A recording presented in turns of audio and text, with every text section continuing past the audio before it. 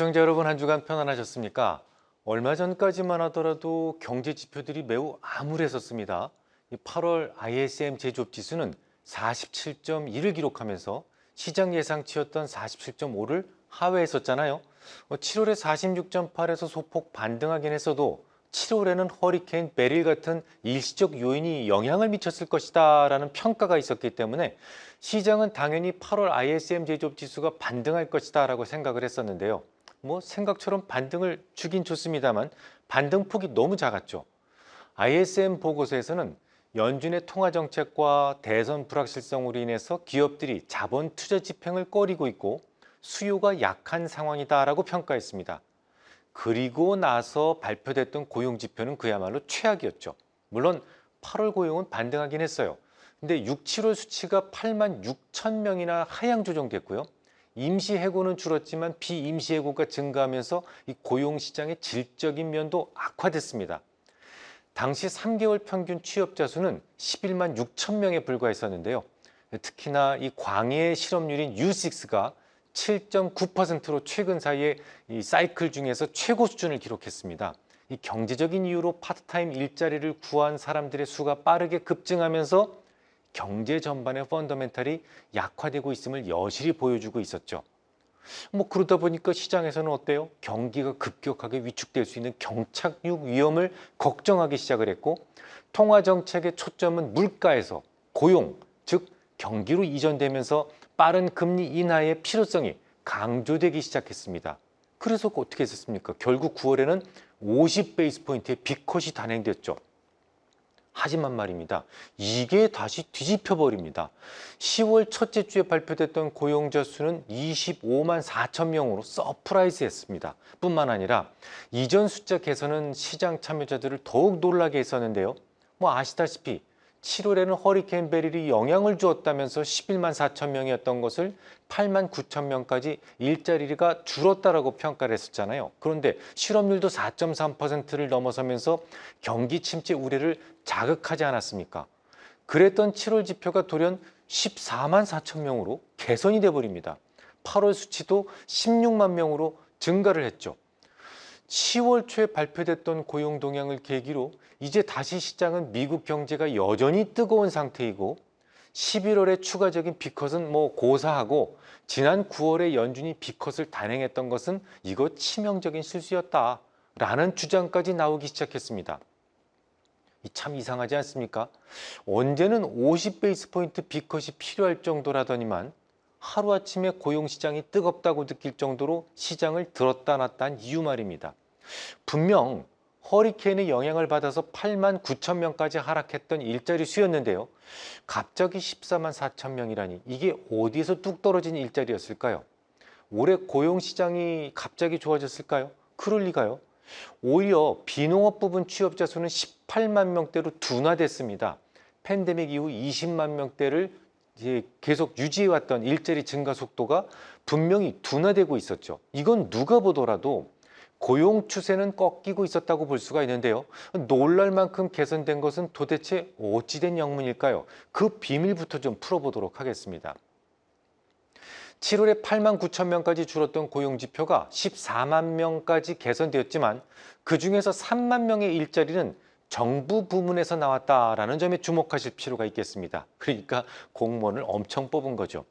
2023년 정부의 성장 기여도가 높아진 상황에서 20만 개를 넘어서는 전체 고용 숫자의 4분의 1, 그러니까 5만 명은 정부 부문으로부터 나온 고용입니다. 그러니까 최근 들어서 유독 정부 고용이 급하게 늘어나면서 신규 고용자 수가 비정상적으로 늘어났던 겁니다. 특히 7월 고용 지표에서는 분명 자연재해 영향이 커서 위축될 수 있었는데요.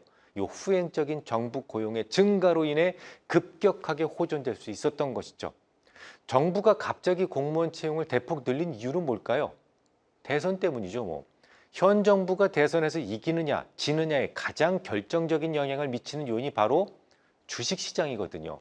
이 주식시장이 강세를 보이게 되면 매우 높은 확률로 현재의 정권이 계속해서 유지될 가능성이 높아지게 됩니다. 결국 대선을 앞둔 시점에서 3분기 경기 우려가 불거지니까 정부가 고용시장에 마사지를 시작했다라고 볼 수 있는 겁니다. 그런 이유로 앞으로도 최소한 대선 이전까지는 미국 증시가 쉽게 깊은 조정을 받지는 않을 것 같습니다. 해리스를 당선시키기 위해서 말이죠. 특히나 최근처럼 트럼프에 대한 지지율이 급격하게 높아지는 상황이라면 더욱 깊은 조정을 용인할 수는 없을 겁니다. 뭐 그렇다고 장기적으로 미 증시가 나쁠 것 같지도 않아요. 예전에도 한번 드린 말씀입니다마는 강력한 통화 긴축 정책에도 불구하고 유동성이 줄지 않았던 이유는 정부의 강력한 재정 정책 때문이었습니다. 물가가 치솟았던 이유도 물론 막대한 재정 투자 때문이었습니다만 금리가 치솟는 상황에서도 시장 유동성이 감소하지 않았던 이유 역시 정부가 돈을 더 많이 풀었기 때문이었죠. 미 증시가 중장기적으로 위축되는 것을 꺼렸기 때문입니다. 이건 또 무슨 이유일까요? 바로 중국의 추격 때문이죠. 지금도 미국은 중국 특위라고 하는 초당적 기구까지 만들어서 중국을 압박하는 정책을 계속해서 입법하고 있습니다. 지난 20일에도 중국 특위에서는 심지어 맹방인 일본 기업들에게조차 미국의 대중국 수출 규제를 위반하는 일본 기업들을 직접 제재하거나 혹은 미 정부의 반도체 보조금을 지급하지 않겠다라고 경고했을 정도니까요. 지금까지는 새로운 장비 수출만 막고 기존에 수출한 장비에 대해서는 AS 정도는 허용을 했었어요. 그런데 이제부터는요, 기존 장비에 대한 AS마저도 막겠다라는 겁니다. 네덜란드의 반도체 장비 회사인 ASML에게도 압력을 넣은 바 있죠. 지금까지는 EUV 장비만 제재를 하고 살짝 구닥다리 버전인 DUV 장비에 대해서는 중국에 대한 수출을 허용해 왔었는데요. 이제는 DUV 장비마저도 제한을 두겠다는 것이죠. 이처럼 미국의 맹방들에게조차 압력을 가해야 될 정도로 미국은 이 중국의 추격을 두려워하고 있는 겁니다. 그러니까 미국의 GDP가 쪼그라들 수 있는 경기 침체를 한순간이라도 용인하고 싶지 않은 거예요. 심지어 자연 실업률을 하회할 정도로 경기에 대한 우려가 크지 않았었지 않습니까? 그런 국면에서도 미국은 재정 투자를 꾸준히 늘려왔습니다. 그로 인해서 미국은 경계 침체 없이 예상보다 높은 성장률을 지난 수년 동안 유지해 올 수 있었던 겁니다. 연준이 추정하고 있는 잠재 성장률이 1.8%인데요. 그 이상을 계속 유지해 올 수 있었던 것은 미국의 막강한 재정 정책 때문이었죠. 당장 침체 논란이 불거졌던 지난 8월에도 재정 적자는 GDP의 5.5% 수준이었던 것을 7.2%까지 큰 폭으로 급증시킵니다. 조금이라도 시장에서 침체 가능성이 높아지면 즉각 재정을 퍼붓고 있었다는 말이죠. 중간 정리를 좀 하자면 너무도 강한 재정 적자 정책으로 인해서 물가가 치솟게 되죠. 그러면 또 연준은 그 물가를 잡기 위해서 즉각 금리를 올립니다. 그럼 금리를 올리게 되면 일반적으로 경기가 위축될 수 있는데요. 그 조금의 경기 위축도 용인하지 않기 위해서 또다시 더 큰 재정을 투입했다. 이렇게 보시면 될 것 같습니다. 지금 당장 미국 대선을 앞둔 시점에서도 추가적인 확대 재정 논의가 진행되었었으니까요. 물론 지난해부터 재정 여력이 많이 소진됐기 때문에 대선 이후에서까지도 막대한 재정을 쏟아붓지는 못할 것 같아요. 하지만 물가가 어느 정도 안정되고 있죠. 이제부터는 재정 정책을 대신해서 통화 정책이 경제를 지지하게 될 겁니다. 미국뿐만 아니라 주요국들에게서 금리 인하가 실시됨에 따라서 올해 3분기 이후 글로벌 M2는 증가 속도가 빨라지고 있어요. M2가 증가하는 시점에 주가가 중기적으로 하락하는 경우는 거의 없습니다. 그러니까 미국 시장 연중 신고가를 계속 경신하고 있는 겁니다. 현재는 미국의 유동성 환경을 보여주는 지표들이 전반적으로 안정적인데요. 이를테면 하이힐드 스프레드는 금융위기 이후 평균 420베이스 포인트대를 기록하고 있었지 않습니까? 그런데 현재는 그보다 현저히 낮은 290베이스 포인트까지 축소되어 있습니다. 그만큼 시장 유동성이 신용물의 저 끝단까지 잘 순환되고 있다라는 것을 보여줍니다. 실물 지표도 매우 근사한 모습을 보여주고 있는데요. 우선 미 경제의 70%를 차지하는 9월 소매 판매가 전월 대비 0.44%나 증가했었죠. 시장 예상치였던 0.3%를 큰 폭으로 상회했는데요. 휘발유 가격이 하락한 영향이 물론 컸습니다. 주유소 판매가 전월 대비 1.65%나 감소했으니까요. 하지만 주유소 소매 판매를 제외한다면 전월 대비 0.6%나 증가하게 되죠.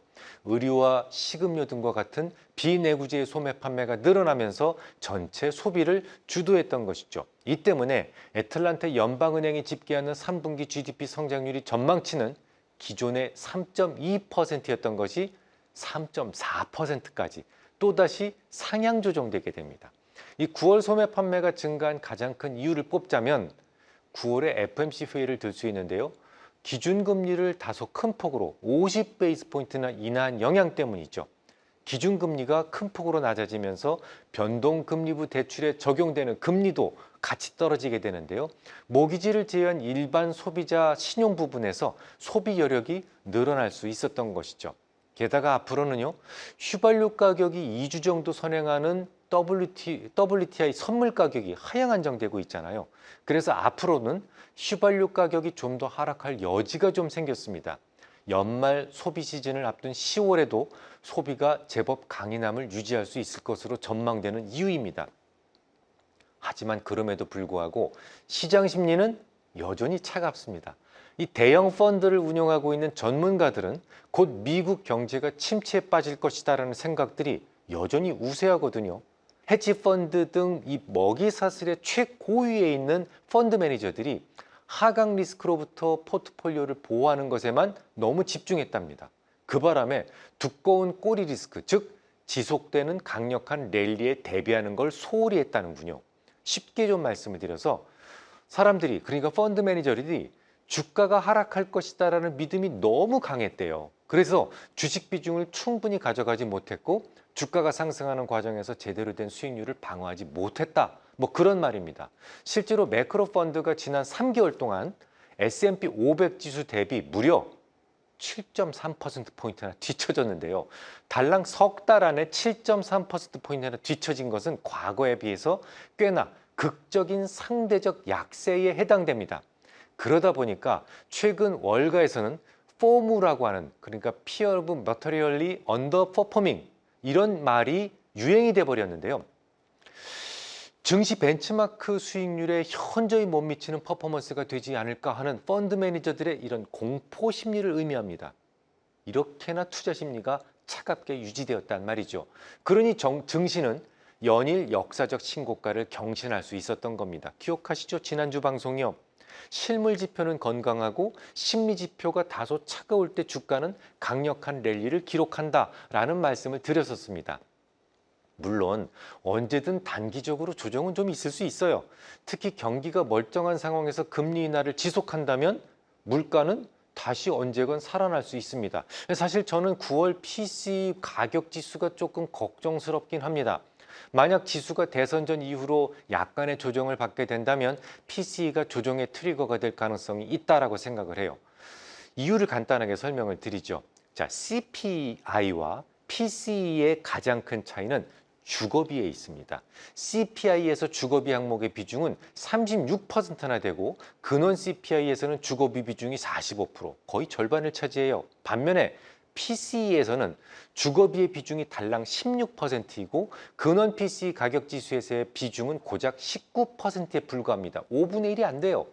9월 CPI에서 주거가격지수는 전월 대비 0.22% 상승에 그쳤었습니다.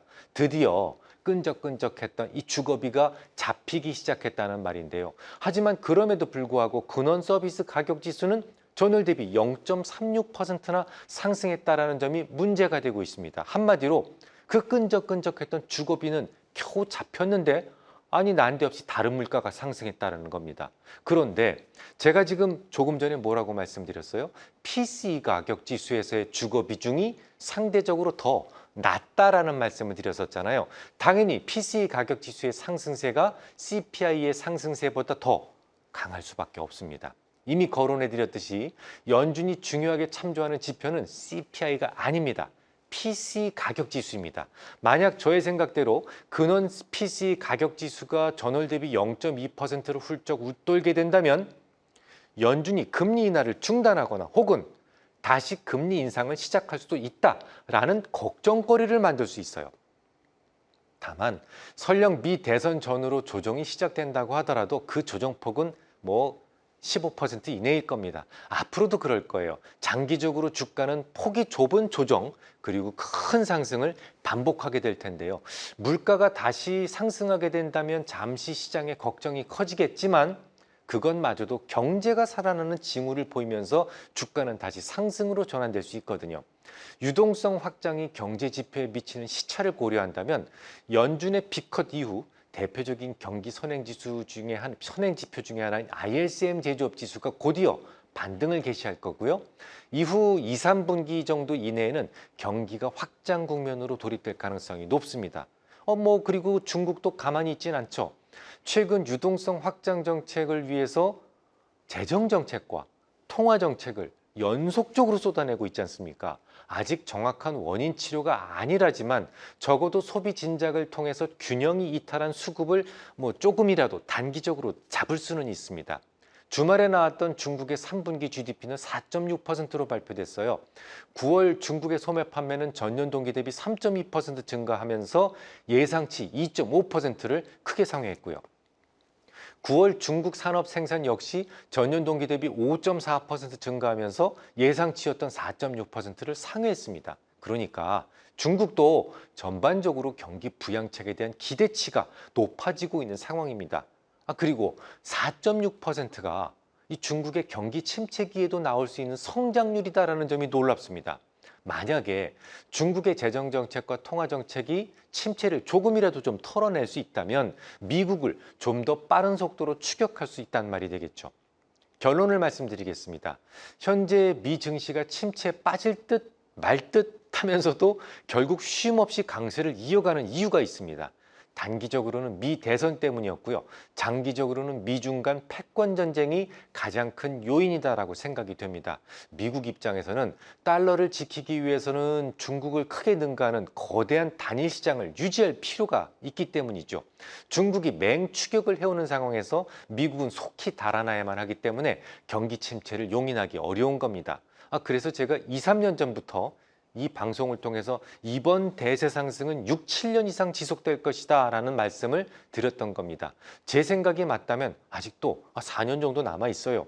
지금까지는 재정으로 밀어붙였다면 당분간은 통화정책으로 미 증시를 부양하게 될 것이고 그 이후로 수년 동안은 경기 확장 국면에 접어들면서 강세를 유지할 것으로 전망이 됩니다. 반면에 중국은요, 앞으로도 계속해서 경기 부양책을 쏟아 부을 겁니다.